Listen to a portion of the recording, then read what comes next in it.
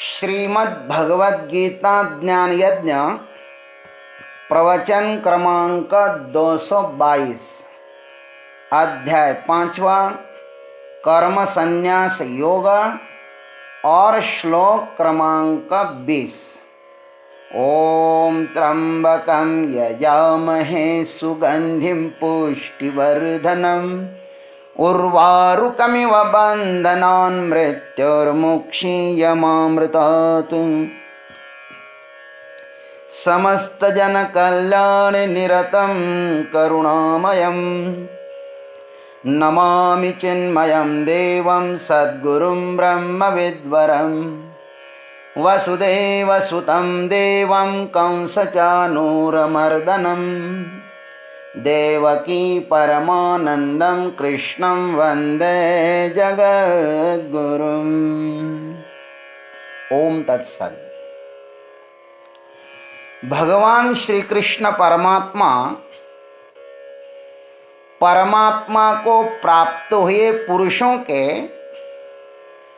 और भी 4 लक्षण इस 20वें श्लोक में बताते हैं। न प्रहृष्येत् प्रियं प्राप्य न द्विजेत् प्राप्य चाप्रियं स्थिरबुद्धिरसम्मूढः ब्रह्मविद् ब्रह्मणि स्थितः। प्रियं प्राप्य न प्रहृष्येत्, जो पुरुष प्रिय को प्राप्त होकर हर्षित न हो, च अप्रियम प्राप्य न उद्विजेत, और अप्रिय को प्राप्त होकर उद्वेगवान न हो। स्थिर बुद्धि ही असम्मूढ़ ब्रह्मविद ब्रह्मणि स्थितः। ऐसा स्थिर बुद्धि संशय रहित ब्रह्मवेत्ता परब्रह्म परमात्मा में स्थित है। आइए अब इस पर हम लोग सद्गुरु कृपा से चिंतन करते हैं। प्रियं प्राप्य न प्रहृष्येत् च अप्रियं प्राप्य न उद्विजेत।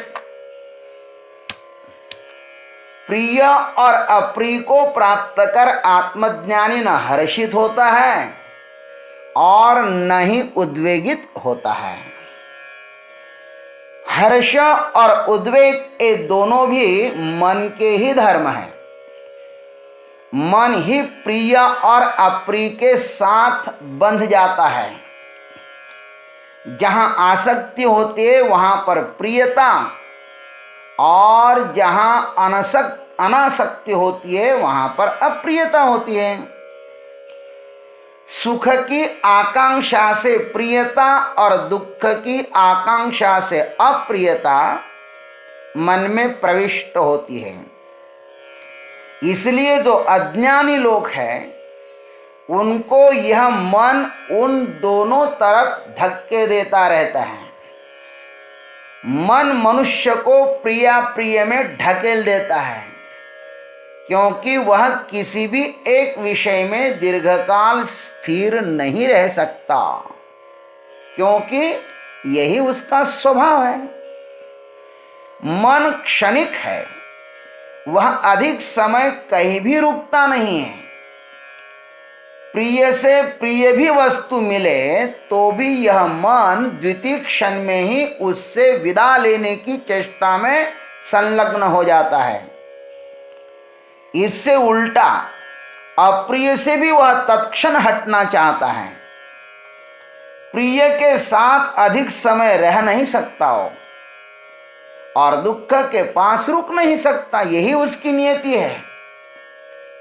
किंतु जिसका मन स्थिर हुआ है, रुक गया है परमात्मा में, उसका मन हर्ष विषाद को प्राप्त नहीं होता, क्योंकि वह प्रिय रूप मृगजल से नहीं बंधा जाता, या ऐसे मृगजल में वह नहीं फंसता। प्रिय यही मृगजलवत है। दिखाई मात्र देता है, किंतु उसमें पानी होता ही नहीं, केवल जलाभास ही होता है। अतः उस मृगजल के महापुरों से, बड़ी बड़ी बाणों से कोई पर्वत श्रृंखला बह नहीं जाती। दिखाई देता है दूर से बहुत बड़ा मृगजल, लेकिन उससे कोई, उसकी बाढ़ में कोई बह जाता है क्या? ज्ञानेश्वर महाराज लिखते हैं, तरी मृगजला चेनी पूरे जैसे न लोटी जे का गिरिवरे। ठीक उसी प्रकार जो आत्मज्ञानी साधक है वह शुभाशुभ की प्राप्ति से विकृत नहीं होता, वह प्रत्येक परिस्थिति का दृष्टा होता है। वह यह जानता है कि शुभ और अशुभ परिवर्तनशील है। जो आज शुभ की वर्षा कर रहा है, आदर सत्कार प्रदान कर रहा है, वह कल अशुभ भी बरसा सकता है। अतः वह शरीरस्थ परिस्थितियों में बहकर अंतस्थ साम्य स्थिति से विचलित नहीं होता। अब कहते हैं कि स्थिर बुद्धि ही असम्मूढ़ ब्रह्मविद ब्रह्मणि स्थितः। ऐसा स्थिर बुद्धि संशय रहित ब्रह्मवेत्ता पर ब्रह्म परमात्मा में स्थित है। जिसकी स्थिर बुद्धि हुई है उसकी ही प्रज्ञा रुक जाती है या रुक गई है, ऐसा समझ लो। और ऐसे व्यक्ति को ही शुभाशुभ विचलित नहीं करते हैं। इसके उल्टा भी हो सकता है। प्रिय और अप्रिय वस्तुनिष्ठ नहीं है, वह बुद्धिनिष्ठ है। बुद्धि ही उन वस्तुओं में प्रिया प्रिय खोजती है, किंतु जिनकी बुद्धि परम प्रिय परमात्मा में स्थित है उसको वस्तुओं का चक्कर लगाने की जरूरत नहीं है। दौड़ता वह है जो अशांत है।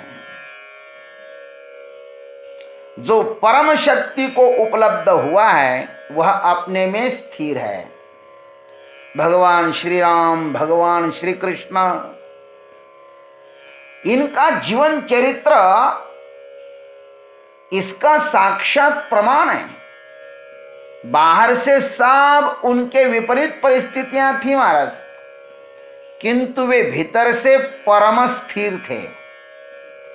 परिस्थितियां आती है जाती है, किंतु साधक उसके साथ नहीं बहता। वह तो अपने आत्म स्वरूप में ही स्थिर रहता है। इसलिए भगवान कहते हैं कि स्थिर बुद्धि ही असम्मूढ़ ब्रह्मविद ब्रह्मणि स्थितः। ये दो लक्षण, बहुत सुंदर लक्षण बताए भगवान ने इस श्लोक में। कितने लक्षण बताए? 4 लक्षण बताए। न प्रहृष्येत प्रियम प्राप्य, न द्विजेत प्राप्य च प्रियम, स्थिर बुद्धि असम्मूढ़ ब्रह्मविद ब्रह्मणि स्थितः। ओम तत्सत्। जय गुरुदेव, जय जगदीश्वर, जय जय महाकाल।